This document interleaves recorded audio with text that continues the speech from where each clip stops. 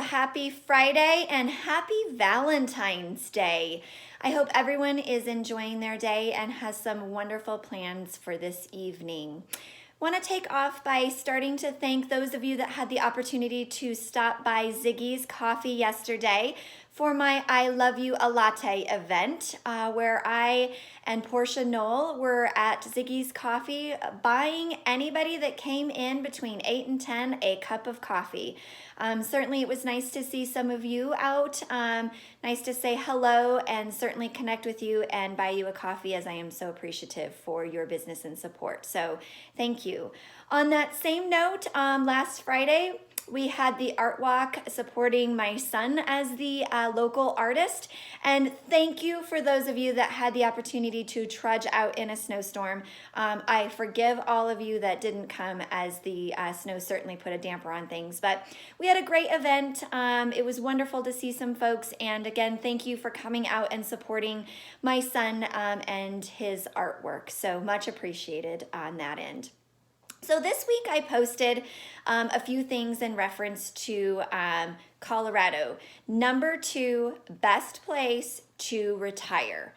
It was a website out there, Colorado, that did a study based on kind of 3 things, which was healthcare, affordability, and mobility for individuals. And number 2 was Colorado, looking at making sure not to isolate individuals, looking at affordability overall in general, and healthcare, what our physician per capita is. And number 2, guys, I mean, people want to come here. It's not surprising. We also posted an article from AARP in reference to reverse mortgages.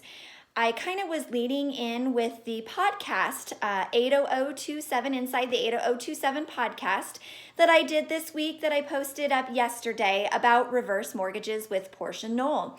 If you did not have an opportunity to listen to it, I really highly suggest that you do take a moment to plug in and listen to some of the wonderful information that Portia has to offer about what reverse mortgages are and how they might be able to benefit you in your life. So, of course, with the article from ARP, it kind of highlighted the details. You have to be 62 years or older.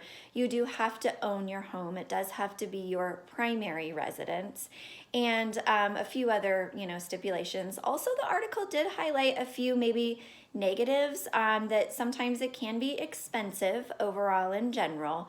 But if you have anyone that's aging that you know, or you're curious to just be educated and knowing what's going on out there for financial planning and opportunities, plug into my podcast and listen to what Portia has to say. And certainly if you would like to know more, you can feel free to reach out to me and or Portia and get some more information on what reverse mortgages are and how they might benefit you.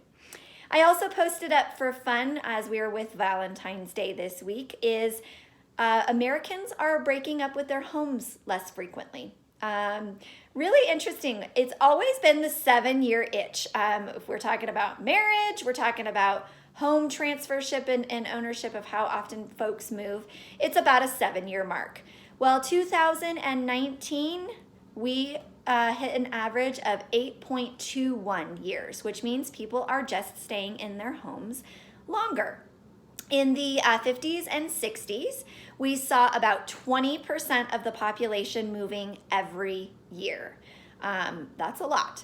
And again, 2019, only about 10% of the population moved, which is not surprising when we're talking about inventory numbers and low inventory. People just aren't moving. So in my second post, it kind of talked about why folks aren't breaking up with their homes more frequently. And it's focusing in on the aging population. Folks just are not moving and the mobility isn't happening with our aging population, as well as the millennium generation. They are choosing to have children later, get married later, purchasing homes a little bit later. So I think that that's pushing, the numbers out. And the ability to work from home or work remotely is not transferring people as frequently, because we have now the opportunity to work from home and dual incomes, meaning that stability in market, etc. So fun, interesting week. Check out my feed. Super exciting. And for those of you that did not have an opportunity to make it to my I Love You a Latte event, I still love you, and I would love to buy you a cup of coffee. And thank you for all your support and appreciation to my business. Check in, say hi. So pick up the phone, send me an email, send me a PM. I would love to take you to coffee and let you know how much I do appreciate you, and I love you a latte. Have a wonderful Valentine's Day and be safe.